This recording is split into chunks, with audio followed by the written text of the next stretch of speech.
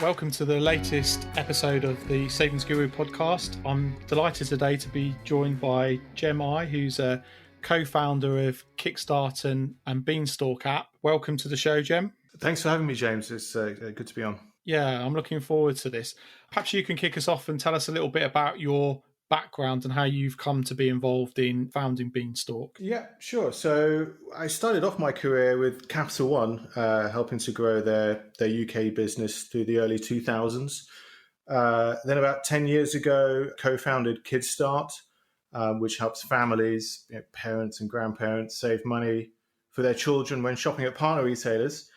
And kind of through KidStart, really saw that there was an opportunity to help families do something a little bit more meaningful in terms of saving for their kids. So started working on our own junior ISA product, which we finally got launched in March of this year. Lovely.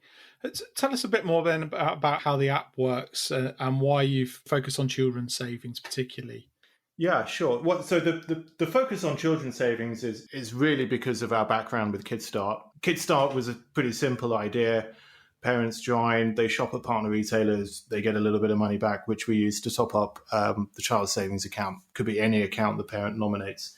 I like to say we've been fairly up close and personal with the children's savings providers for the last decade, and we got to know the market and the products quite well, and kind of really realized that there was an opportunity to try and do something that helped families save for their kids' future in a better way, in a way that really utilized some of the techniques that you can do through digital, through online, through apps that really make things engaging and helpful for parents rather than complicated and tricky. So why children's savings? Really because it's what we knew best through KidStart. Why Beanstalk? What is Beanstalk? It's an app. Parents register themselves on the app. They can then register their children. They can register multiple children if they have it. And apply for stocks and shares junior ISA through the app. We give them a simple choice between two funds, Fidelity Global Equity Tracker and a legal and general cash fund. And then we give them a bunch of tools in which they can use to top up those accounts, such as roundups, using KidStart as a tool, or inviting friends and family. And quite uniquely, we've made it so that the parents don't need to commit to a regular monthly contribution in order to open the account. They can set one up if they wish. They can vary the amounts of it if they wish, but we don't force them to set up a regular direct debit contribution when opening the account, which in our understanding was a major barrier for many families when it comes to opening a child's investment account. I was going to say actually that is pretty unique because most of the sort of services there do make you commit either to a large lump sum or to a regular contribution, even if those contributions aren't necessarily particularly large, but they do force you to make a sort of constant thing. Yeah. That's quite unique. Did you get fairly strong feedback that was a barrier to some of the other apps in the market and other services available? Yeah, at the very beginning of this project, when we first started, looking at what were some of the pain points that parents and families had when it come to saving for their children, we've done, countless surveys, a few focus groups, lots and lots of conversations with parents. We really tried to work out what it was that was preventing families from doing some of this stuff. And often it would come up, being on an 18-year commitment to put in a regular sum every month. That would be something that would often be brought up as a potential barrier when it came to thinking about investment accounts for families. You mentioned obviously it's done for a junior ISA and you've got the choice of funds there. One of the things I really like is the fact that you can decide how much is invested in the equity element and how much is in cash. I'm really interested though why you've chosen the cash fund option though rather than the cash savings account. What was the sort of thinking and the idea behind that? To be perfectly frank, either we'll need to be a bank and have a banking license in order to take cash and pay interest on it, or we would have had to have partnered with a bank in order to craft a bank account that would pay a rate of interest for that side of the pot. So the kind of easiest and simplest thing for us was to offer something that emulates and mirrors the returns of keeping money as cash via a cash fund that they can buy units in through the investment platform. So it was a choice of convenience largely. It may be something that we look at in the future. The way that we've set the slider up is you can obviously choose in increments of 10% whether you want 50-50 between the shares fund and the cash fund, 60-40, 80-20, 90-10. But we won't allow the parent to go more than 80% into the cash fund. Our view on that is that, Beanstalk isn't the right product for you. If you wanted something that was kept 100% in the cash fund, you may as well go and open a bank account or a cash junior ISA for your child at that point. So we're trying to do the right things by the users, but it is something that we may think of down the line in terms of bringing in a cash bank account element, whether we have to build that ourselves or partner with someone maybe on the line. You mentioned earlier that that you kind of launched in February, obviously just before COVID hit. How has that impacted your plans and your launch? Have you had to make any changes to counter that? Yes. So app was kind of released into the wild, as it were, in mid-February. After some kind of close internal testing with staff, friends, and family, we'd had a significant, from our perspective, PR and marketing launch lined up to go live in the middle of March. And when it became clear that the only thing that was going to be on the news cycle for the next God knows how long was going to be the coronavirus, we had to change our plans pretty quickly. But I can't say that was a bad thing. We took the time instead to put Beanstalk out in front of existing KidStart members more. We did tweak and hone down a couple of the journeys and a couple of the words and a couple of the communications just to make it a little bit clearer. Fixed a couple of minor bugs that cropped up along the way. So really use the time as a bit more of an extended beta test, putting Beanstalk in front of KidStart members. We are now starting to obviously put out a PR launch just recently for Beanstalk, and we are starting now to do some external marketing. But yeah, we had to change the plans just to reflect the reality of what was going on. You're obviously quite new into your journey, and I appreciate there's always some sensitivity around commercials at in the early stages, particularly. But are you able to give us a sense of how it's going so far for you? Pleased with your progress so far? Yeah, I mean, we've been very pleased with the take-up so far. We're slightly preaching to the choir because we've been putting it in front of existing KidStart members who many of them know and love us. So it's been a good response from them. We're very encouraged by the feedback that we've got. We can obviously see how our users are actually using the app, exploring the tools that we put in front of them, such as the roundups feature, such as inviting grandparents and other family members to contribute. So all of the data points and all the feedback that we've seen so far, it's kind of encouraging us that we think we've diagnosed what the problem was that was preventing families from going up and setting up investment accounts for their kids. We think we've got something that's meeting those problems and solving them, and we're pretty encouraged by the results so far. Still, as you said, a long way to go. It's early days, but encouraging so far. One of the features is that you can invite the family members to contribute. It's not reliant on one particular family member to set it up and take responsibility and run for it. What's been the engagement from family members? And one of the things we've seen in the savings market, sometimes there's a reluctance for older savers to use digital channels. Have you experienced some of that too? Yes, and we know a lot about this in terms of our experience with KidStart. KidStart's always had an invite functionality built into it, and we learned a lot about how you get that working and get that right and we applied those lessons to Beanstalk as well.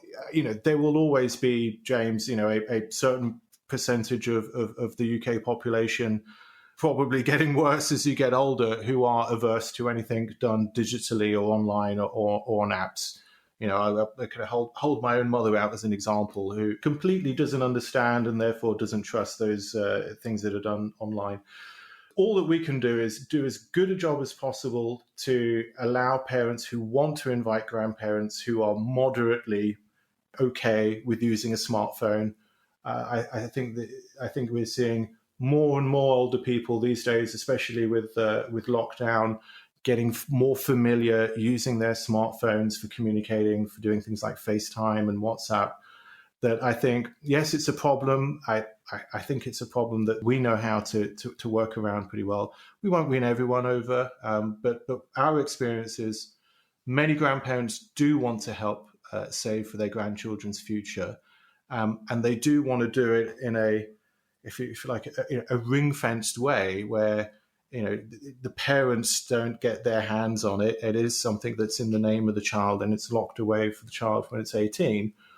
The way that the junior ISA structure allows for that really well, and the messaging feature that we've got within Beanstalk allows for grandparents to attach little messages to their top-ups that they make so that they can celebrate things like birthdays, Christmas, or other special events. So yes, there'll always be some, but I think we can see the older people beginning to embrace technology a little bit more as time goes on. I think what's been really interesting through the COVID is the progression that's been made in some areas. The kind of the forced behaviour, if you like. You mentioned your mum there. I mean, I have a similar thing with my mum who never used online banking pre-COVID, and funny enough, I'd set her up a couple of weeks before, and now she's not just watching transactions but making payments and fully on top of it. I think it's going to be interesting to see whether adoption improves as with this forced kind of behaviour into it, when actually people realise that some of the stuff isn't as scary as it seems, and it's actually really simple. Things like being able to take a picture of a cheque and pay it in, rather than having to visit a branch. Yeah, I think people will, even the older tech-averse members of society, some of them will see the convenience of doing some of these things through apps and through online, because it's now becoming so inconvenient to have to do anything in branch. You might as well forget it. And even if you do go in branch, often what you're doing is you're sitting in front of someone who's just got access to an internet connection, who's doing what you could have done at home with a laptop or with a phone as well. So I think the penny is dropping increasingly for the older generations. Yeah. There's been a large number of financial apps come to the market aimed at children. Obviously, there's been the likes of Offspring, Go Henry's a popular one. Revolut have got in on the act with Revolut Junior. Where do you see Beanstalk sitting alongside those? And do you think we're going to see more people come into that space, or do you think we're starting to see the needs catered for there? It's definitely an interesting and exciting ecosphere to be a part of. I do think startups are better placed to build kind of family-centric propositions as opposed to the incumbent banks and financial institutions. The traditional bank will tend to think of you as an individual, and you have an account with them, and it's very much a one-to-one relationship. You and your account. Companies like Beanstalk, KidStart, and the others that you've mentioned, they, I think, have cracked how to think about the family as more of a unit. And so it's the one to many, but that many have a common goal. Now, in our case, the common goal is to help that family build a pot of money that you can give to that kid when they turn 18. For other companies, obviously it's around financial education, literacy, budgeting, that pocket money stuff. I think we all have a role to play in helping families become more resilient when it comes to their finances, and helping children kind of really have a better and more confident, secure future in life. So yeah, it's an interesting sphere to be a part of. I'm proud of what we're doing with Beanstalk. I think there will be more in this space in the future. Do you think we might see some of the big four or some of the bigger banks eyeing up the sector? I agree with what you said. I think small startups and fintechs deliver on this stuff much better than the big banks. Do you think there might be a case of some of them sitting there watching how things play out, and then perhaps coming in and trying to pick off some of them for their own customer base? Who knows? I wouldn't be surprised if they were looking at what was going on in this space. Clearly, some of the innovation that's going on the likes of what we're doing or what others are doing here is not something that's very easily replicatable by them. So they may well be doing that. I don't really tend to spend a lot of my time thinking about what they're doing. Often I think about what they're doing as an example of what not to do. So our focus is purely, quite ruthlessly, looking at how we can make it easier to help families save for their kids' future. And we'll see what happens. Talking about futures, what are your plans for Beanstalk for the future? Where do you want to get it to? What do you want to achieve? Yep.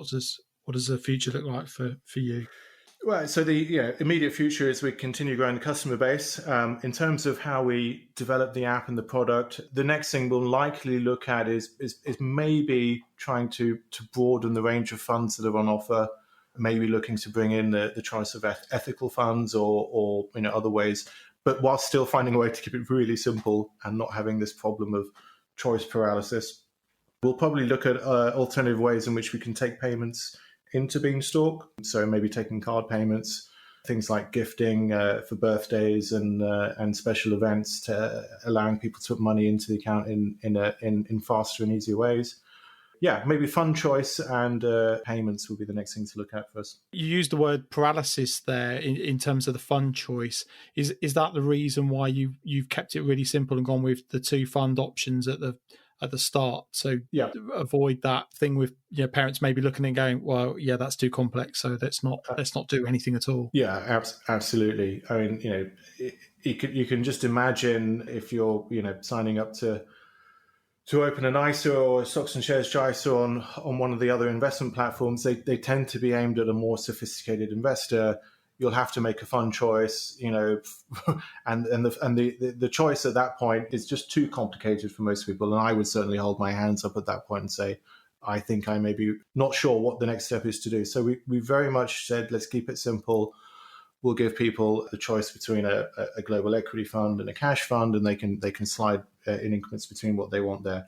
We may look to find ways in which we can bring in other funds on that, but the first thing in our minds will always be, how do we keep this simple? How do we avoid people from getting confused and worried that they might be making a bad call?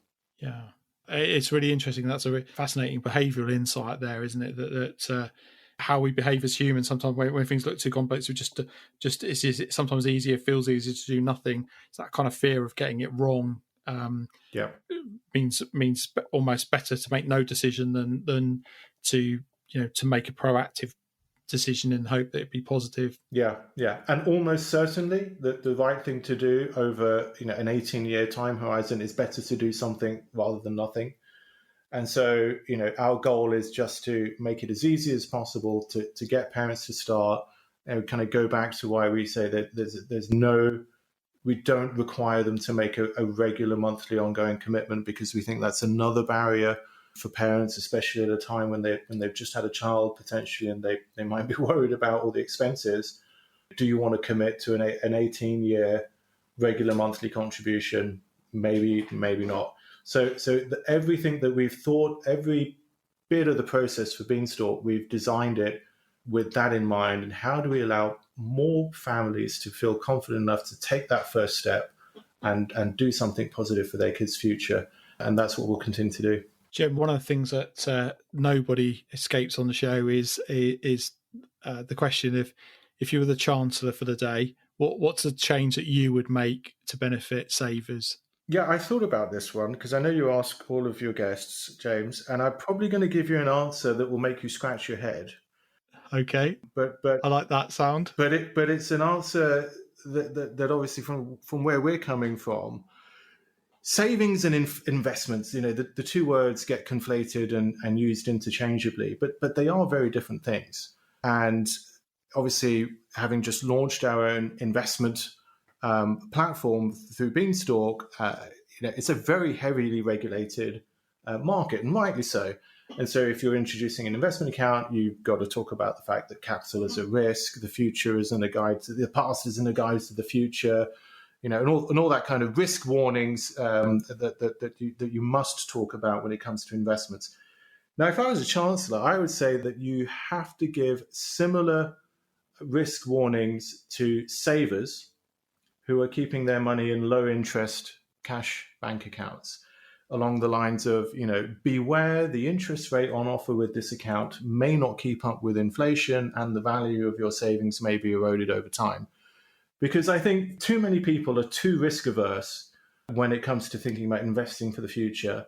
And I think one of the reasons they're too risk averse is when they look at the products out there, quite rightly, they have to have these heavily worded risk warnings attached to them. And so they assume, therefore, that the safe bet is to go and keep money for the long term in a low interest paying bank account. And that may not be the right thing for some families to do for some of the cash that they have available to save and invest.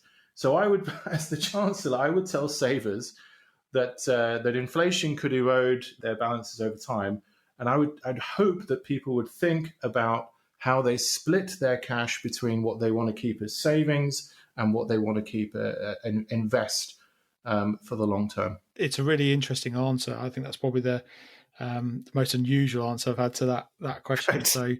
so far. But it's a really interesting point, isn't it? Because you're absolutely right. I quite often get approached by journalists for comment on what's happening in the market, and often there's always interest around when the inflation statistics come out. But my response is that I don't really think savers care. They don't really equate that I think there are some what I call more sophisticated and more interested who do, but I think they're in the minority. I think the vast majority of savers just look at the rate outright or what's in their account and have no idea in terms of whether inflation is eroding that or whether they're actually getting a positive relative return. Yeah, absolutely. I mean, I can give you kind of a brief anecdote of one of the parents that we spoke to when we were doing a focus group right at the very start of this project. And this woman was a mother. She had 2 young children. She was an accountant by trade, so she should be in this financially literate group that we hear so much about. And we spoke to her about, does she save for her kids' future? And she said that she had a cash junior ISA for the child. And she said, have you considered, something that was be invested in stocks and shares? And, she looked like she was going to throw up. She said, oh, definitely not, so risk averse. And then we said, okay, do you have a pension? So, yeah, of course. And, well, is that kept in a cash bank account? And of course not. It's invested. Well, why is it invested? Because I'm not retiring for another 18 years. And then the penny dropped. Oh, yeah. So, okay. So for the long-term future, if it's your pension, of course it's going to be invested. You wouldn't keep it in cash. And as soon as that penny dropped, keeping things in cash because I'm so risk averse might not be the right thing to think about when it comes for what do you want to do for the 18-year horizon for your child's future. And so that's the mindset I think that if we can help crack, and it seems like we're getting there a little bit with Beanstalk, we may be able to do something meaningful to help families in the UK. I think it's really interesting whether you will crack that, and I'll be interested and intrigued to watch your progress and how you fare with that. I hope it is something that you do. I mean, we've seen huge changes in the savings market. I think particularly over the past decade. What do you think we've got to come in the next few years? Is there anything that you see coming down the track in the savings space? It's a difficult one. I think we're still going to be in a low interest rate environment for the foreseeable future. I look at the elder of my 2 kids, just kind of going back to university, and the way that he thinks about money, saving, and investments. And I do think that we will start to see a younger generation that will think about that conundrum between savings and investments in a fundamentally different way than their parents ever did. And I think that they will be more open.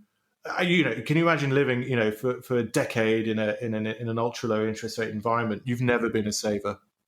You've never understood what it's meant to save money and have that money accumulate interest. It's just been a repository of it's been a pot where that money has been sitting until it's been spent. So I think, if we're going to be in an extended period of ultra low interest rates environments with youngsters coming out into the workforce who've never effectively earned any significant amount of interest through saving, then I think we're going to see a lot more people turn to investing, and then the cash element is really just there, resting until it's saved or invested. that's a conundrum that many savings providers are kind of wrestling with, is whether we are going to see that change of behaviour as the younger generations replace the older generations, whether we will see that shift, and how that will play out. And there's some really interesting approaches to managing that in the market, and I think it's going to be fascinating to see what future generations behave like as they get older. Yeah, I think it will be different. That's safe to say. Yeah, Cem, it's been an absolute pleasure to talk to you today. It's been really interesting to find out more about the app. Where can listeners find out more for themselves? You can go to www.beanstalkapp.co.uk, and you can find us on the App Store and the Google Play Store under Beanstalk Save and Invest. And I've very much enjoyed talking with you, James. It's been a pleasure. Well, hopefully we can we perhaps get you back next year and do an update and see how things are going then, and how you've progressed. That'll be great. I'll look forward to it. Brilliant. Lovely. Thank you again, Cem. It's been great to speak to you. Thanks very much. Thank you, James.